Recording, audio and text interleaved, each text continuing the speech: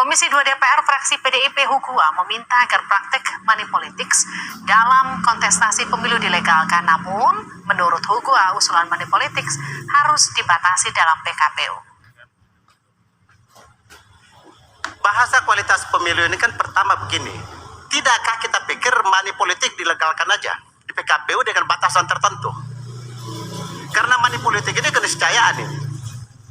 Kita juga tidak money politik, tidak ada yang pilih. Tidak ada yang pilih di masyarakat. Atmosfernya beda. Jadi kalau PKPU ini istilah money politik dengan cost politik ini coba dipertegas dan bahasanya dilegalkan saja kan batasan tertentu. Kita legalkan misalkan maksimum 20.000 atau 50.000 atau 1 juta atau 5 juta. Legislator asal PDIP Hugua mengusulkan agar money politics atau politik uang dalam kontestasi pemilu dilegalkan dan diatur dalam peraturan PKPU. Usulan ini pun menuai reaksi yang umumnya menolak. Lantas apa alasan money politik agar dilegalkan dan bagaimana integritas pemilu jika dilegalkan?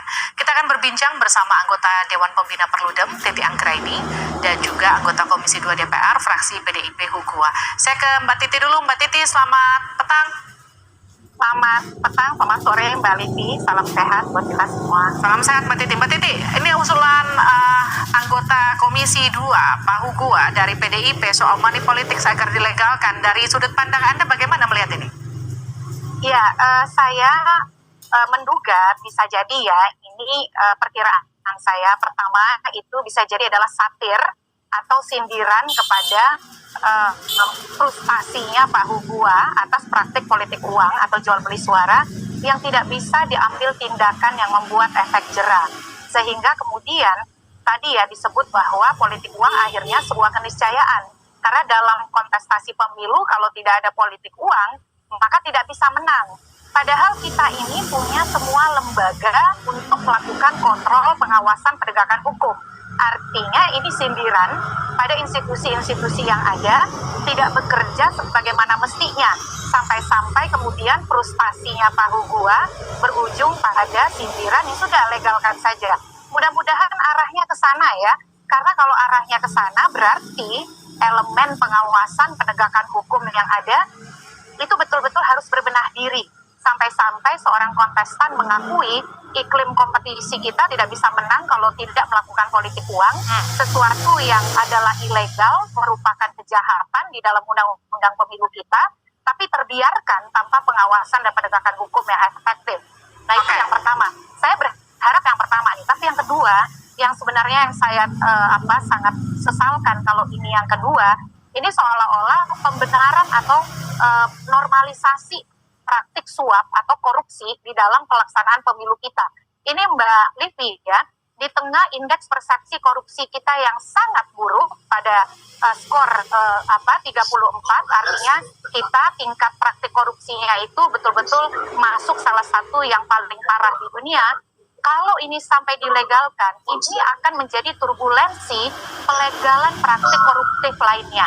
Dan ini adalah bisa dikatakan ancaman besar bagi pemilu kita. Pemilu dan demokrasi kita berada dalam alarm bahaya yang sangat besar. Jadi ini yang saya tidak mengerti betul kenapa sampai harus ada narasi itu. Pasti itu akan memicu praktik ikutan koruptif lainnya dan itu sangat disayangkan. Saya ke Pak Hugua, sudah tergabung bersama kami Pak Hugua. Ya. Baik Pak Hugua, Ya, tadi kita berbincang dengan Mbak Titi. Ada dua arti. Yang satu, apakah itu artinya satir, menyindir bahwa praktik politik, money politik itu sudah tak bisa terhindarkan, atau memang ini upaya untuk menormalisasi money politik? Kalau Anda sendiri maksudnya untuk bicara minta melegalkan itu untuk hal yang mana? Jadi sebetulnya ini kan hari ini rapat Komisi 2 DPR RI dengan penyelenggara dan Kemendagri. Kita evaluasi pemilu sebetulnya. Jadi dalam diskusi ini banyak cerita-cerita, intinya pemilu kali ini ada yang bilang brutal, ada yang bilang maling, kurang demokratis, macam-macam lah. Lalu kan kita kembali kepada money politik itu memang dilarang. Saya paham itu, Undang-Undang Nomor 7 dan Nomor 10 melarang itu. Tetapi ada PKPU yang mengatur tentang kos politik atau dana kampanye. Ya, itu kira-kira. Di situ diatur. Tidakkah? Karena hampir semua, kalau kita lihat di pemilu kemarin, mulai dari kampanye kan orang sudah memberikan duit. Pada hari hanya juga memberikan duit dan jor-joran, kan itu didiskusikan di dalam Komisi 2 tadi, dalam rapat Komisi 2 tadi. Karena ini evaluasi, karena diskusi ini masih bebas bukan kesimpulan, maka saya usulkan kenapa tidak istilah kos politik. Jangan terjebak di money politik ya. Jangan terjebak di politik uang karena itu pasalnya melarang. Dan saya juga setuju. Itu haram hukumnya. Akan tetapi PKPU ini kan turunan daripada undang-undang. Dengan istilah kos politik atau dana kampanye, tidakkah kita legalkan ini barang? Sehingga bisa kita laporkan menjadi kegiatan yang bisa dilegalkan di dalam praktek pemilu kita. Karena kalau kita larang juga terus pelaksanaan secara masif, lalu bagaimana penyelesaian? Jadi sebetulnya diskusi bebas yang tidak masuk dalam kesimpulan tentu. Begitu kira-kira. Tapi kan Pak Ugua itu cuma beda istilah saja, praktiknya akan sama di lapangan. Ya kan kenyataannya begitu, Mbak. Pertanyaannya apakah kita tutup mata dengan ini? Artinya apa? Kalau kita PKPU ini turunannya kita cari jalannya sehingga ini bisa legal, bagian daripada kos politik yang di dalam PKPU nomor berapa itu? Dalam PKPU nomor 18 tahun 2020 kita kan mengatur tentang dana kampanye yang dilaporkan secara resmi diketahui oleh akuntan publik.